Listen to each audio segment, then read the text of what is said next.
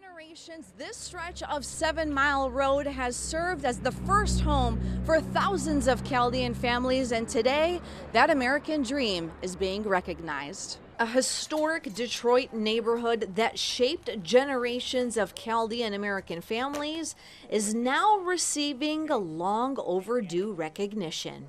3, 2, 1.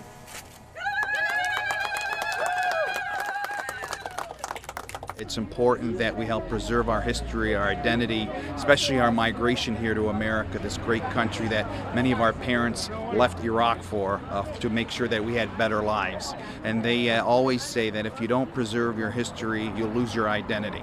This new Michigan historical marker recognizes this stretch of 7 Mile Road between Woodward and John R. as Chaldean Town. It was here in the early 1900s that many Chaldean immigrants arriving from Iraq first settled on Detroit's east side.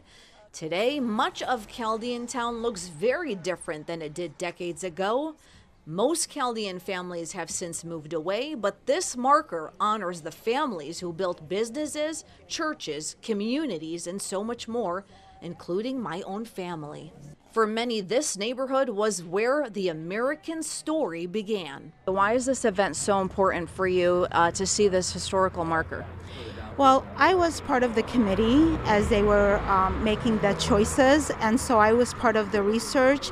And basically, my childhood friend lived on the street on Charleston, and I would come to her house and we would sit in the front on the front porch, and all these Chaldeans would pass by, and at that time it really felt like Chaldean Town. It's not like it is today, but then to have a significant historical aspect, that's just amazing. And right now I live in Sterling Heights, where I feel that Chaldean Town has moved there, but we really want to respect where it started. The area became a landing place for immigrants searching for opportunity, stability, and community in a new country.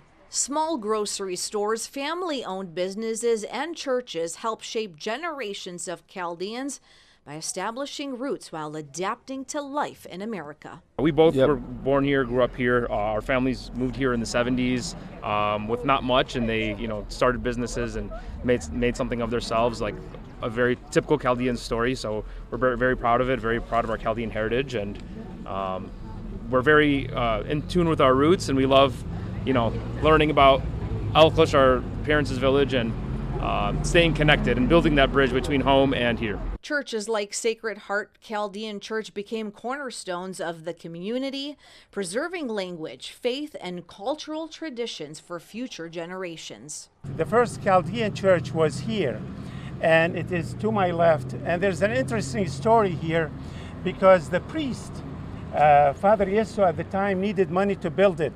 So he went to Iraq. At the time, Saddam Hussein was the vice president, and he said to him, "I'm going to build a church in the United States named after you." So he named it SH. There was a sign here, the alphabets of the initials of Saddam Hussein, but actually it was Sacred Heart. So Saddam fell into it and gave him $600,000. And as families who once thrived here moved on to other neighborhoods, much of the Chaldean presence faded. Detroit became a place and a home where it is that our people were able to work, our people were able to worship, to grow, to serve, and contribute in the life of this great city. Now this historical marker will ensure the story of Chaldean Town and the immigrant families who first built lives here will not be forgotten. For many, this is more than just a historical marker. It's a symbol of our resilience, our contributions, and our sacrifices in the Chaldean community. In Detroit, Ronia Shamona, Fox 2.